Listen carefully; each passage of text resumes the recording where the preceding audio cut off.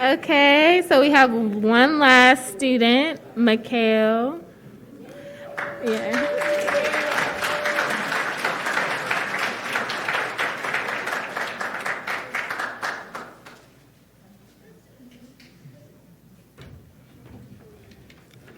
Hello, everyone.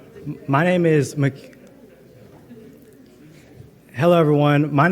Ali, and first and foremost, I want to say how much of an honor and pleasure it is to be up here speaking to you all. And I also want to extend my thanks to all the teachers who helped me throughout my research, but I also want to extend my thanks to Dr. Wright and Dr. Gray, who pushed me to a level of quality research they knew I could reach. And Dr. Gray is an educational psychologist who helped me conduct my research.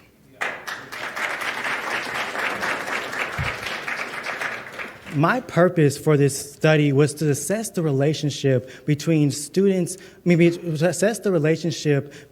teachers' provision of belonging and engagement in the classroom among predominantly Black students. My opportunities for belonging framework was for students to feel accepted, respected, included, and supported in the classroom. And this is important because positive effects occur, such as such as social emotional well-being, positive academic achievement.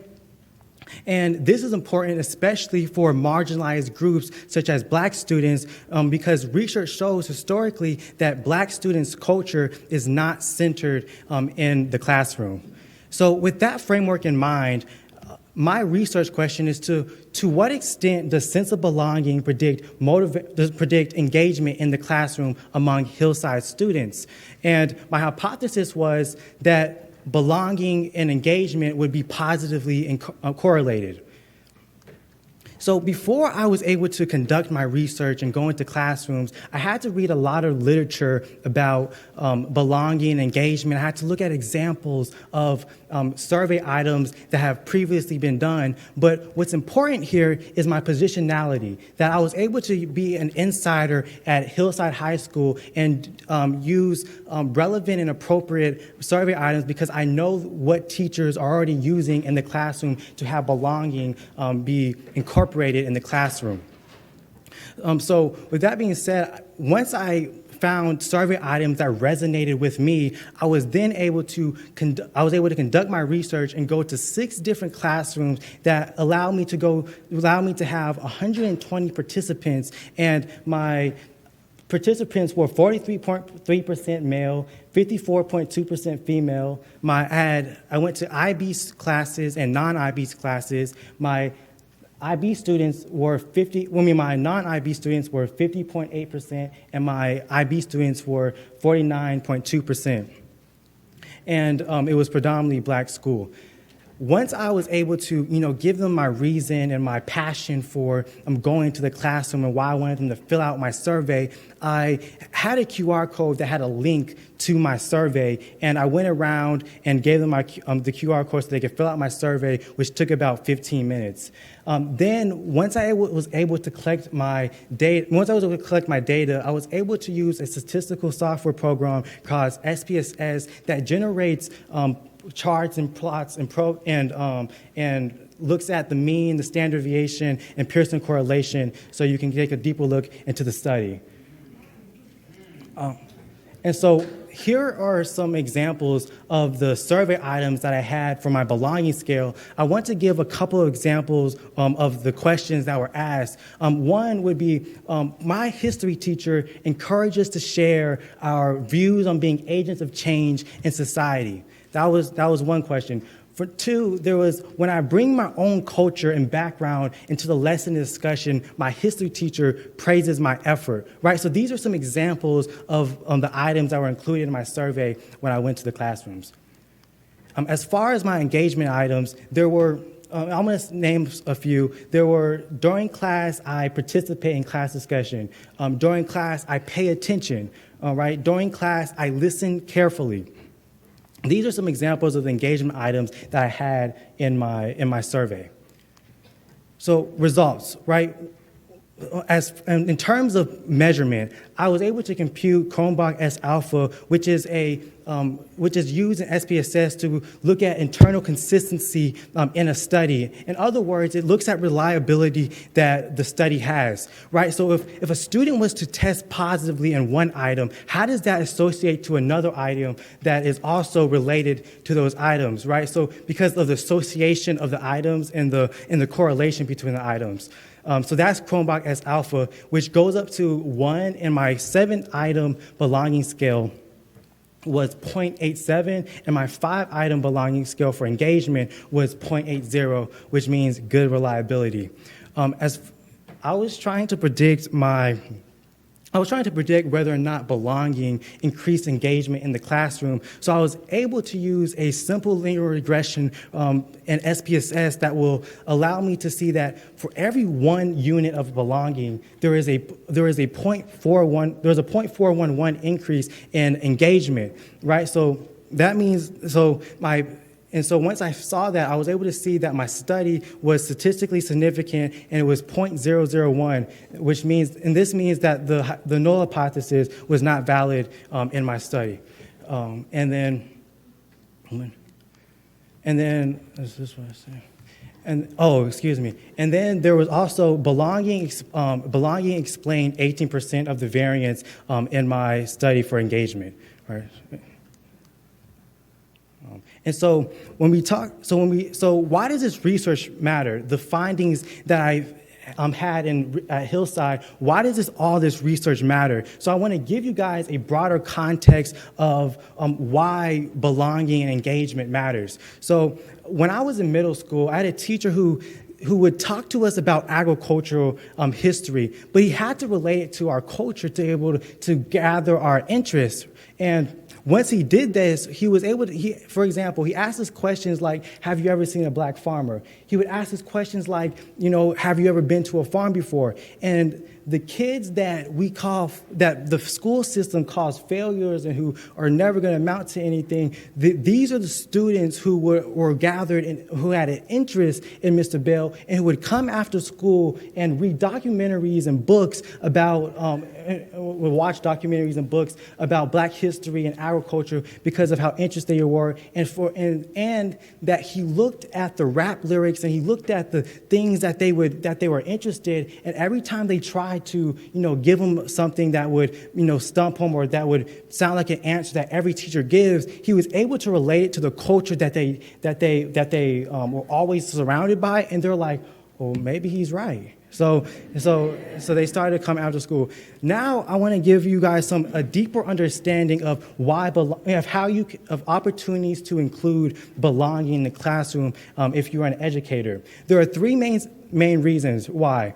First reason is interpersonally. When we talk about interpersonal belonging, we want to look at one-on-ones with the students. We want to look at, well, how can we start to really understand where the student is at, and not where the school system wants them to be at or where the test wants them to be at, but how can I assess where the student is at so I can create a genuine and authentic relationship with the student because I'm looking at where they are at and not where the school system was at, and now they see that you're trying to help them progress and them as a human, as a student, and not just progress into the school system.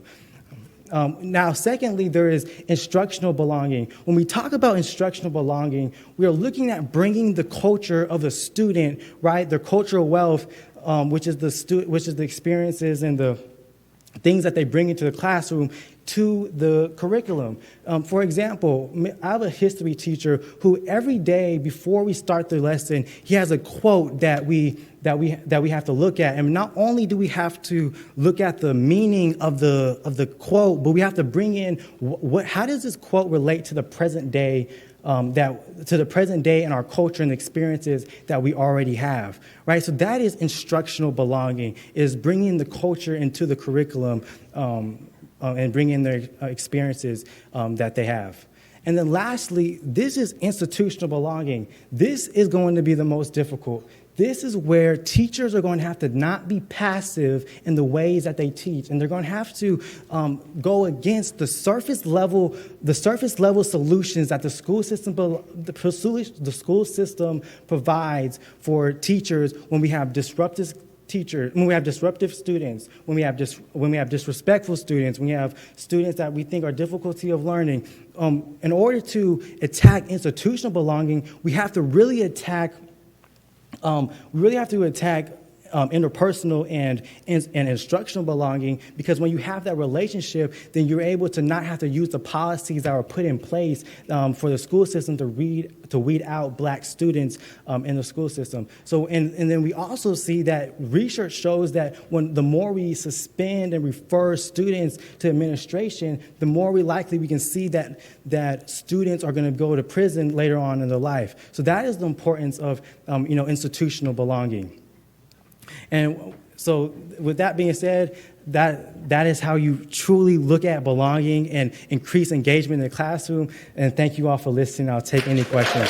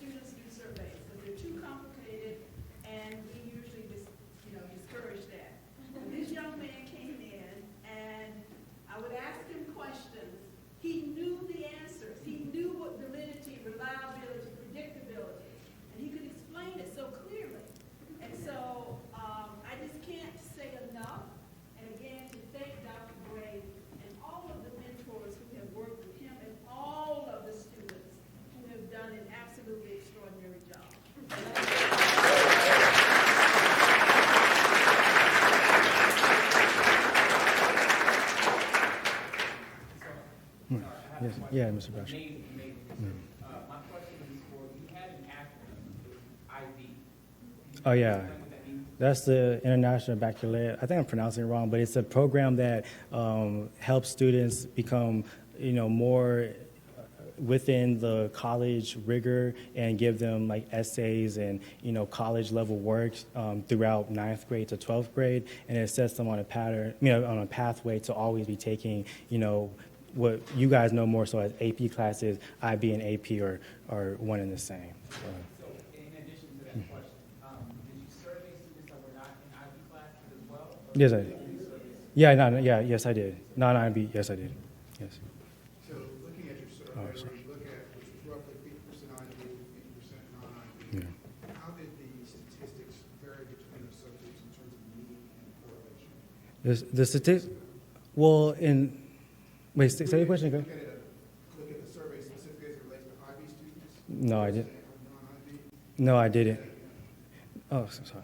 Yes, thank you. No, I didn't. It was just a total of all students, and so it didn't quite matter. It was more so predominantly black. I was looking at going to predominantly black students, and that was just what they checked off to kind of get a background of the students. Yes, Dr. Eric.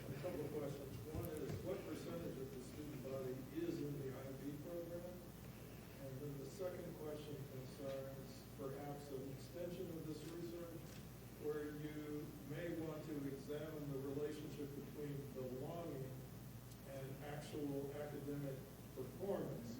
Like you could, in principle, ask the students to report their GPA. Well, now people may overstate their GPA, but if all students are generally overstating their GPA, then you're getting the variation that you need to try to improve. Yeah, thank you for that. Well, the point of belonging and engagement is to not look at the content or the GPA of students, and it's the well-being of students. So, like, when we can start to attack, it's to me, it's just really not relevant to look at the GPA of students when we are looking at just like the belonging, the well-being of students, because the research shows that once we can have the well-being of students, and because if we're going meeting them where they're at, right, then really the grades and stuff doesn't matter, because we already know what the school system is doing now is not working. So that's why I wouldn't put the GPA in there. That's why.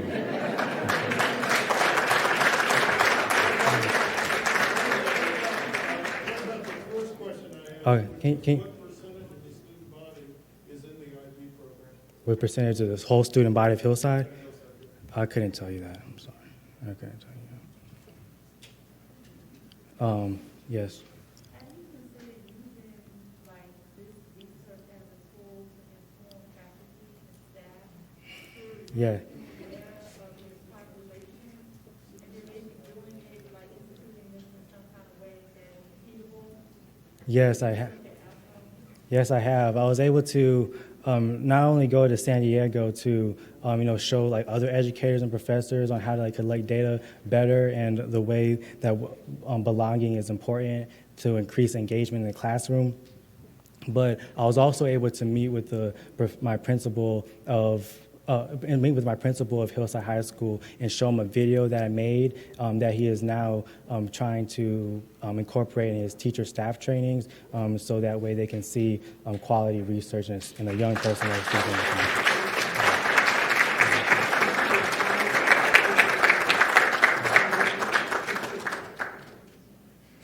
Yes. So what's next for you? Where do you hope to go from here with your research or in general? Educational psychology isn't what I want to go deeper into or make a career out of. I want to go into clinical psychology, which assesses and diagnoses mental, emotional, behavioral disorders and personal development. And I want to specifically look at Black trauma for students. Black trauma for adolescents, and create a private practice to help students become better, so we can have, you can't learn when you have trauma and a bunch of other things. Learning is quite frankly not important when we have things that are more important, like your well-being and emotional health.